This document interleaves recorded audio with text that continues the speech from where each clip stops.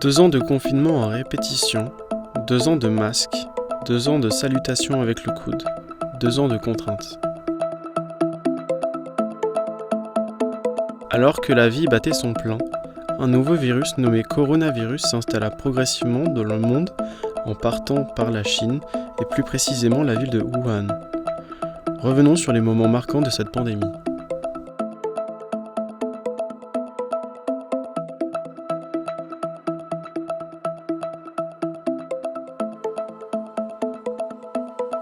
Novembre 2019. L'instant où tout a commencé. Personne ne me craignait, je grandissais dans l'ombre du monde pour surgir au moment où personne ne s'y attendait.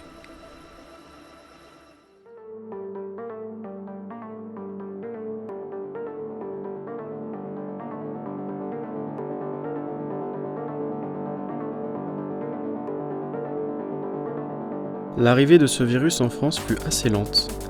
Les gens restaient sans nouvelles quant au danger qu'il pouvait représenter et le gouvernement ne prenait pas au sérieux.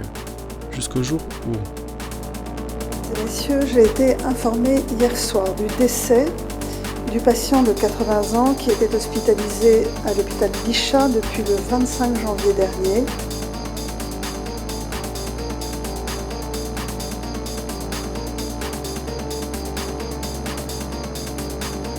Face à cet événement inédit, une vague de panique se répand dans le monde et on observe une dévalisation massive des supermarchés.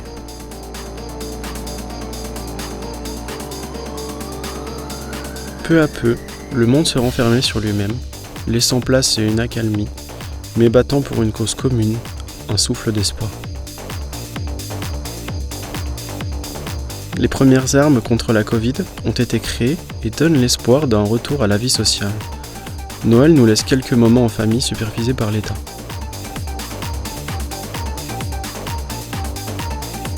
Pendant mes recherches, j'ai également eu l'occasion de parler avec plusieurs étudiants et ainsi faire un portrait robot de la Covid-19.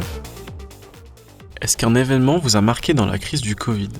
Alors oui, un gros impact parce que je faisais mes études en Angleterre et quand le Covid est arrivé, j'ai dû rentrer et du coup j'ai pas pu finir la fin de mon année.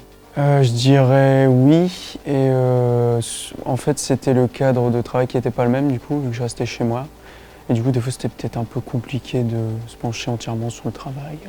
Comment avez-vous vécu la crise du Covid ? Je dirais que je l'ai vécu, j'ai l'impression d'avoir été un peu portée, dans la mesure où j'ai continué à travailler. Et ça, j'ai toujours considéré ça comme une chance par rapport à tous ceux qui n'ont pas pu poursuivre leur activité. Avez-vous ressenti un impact sur votre vie personnelle ?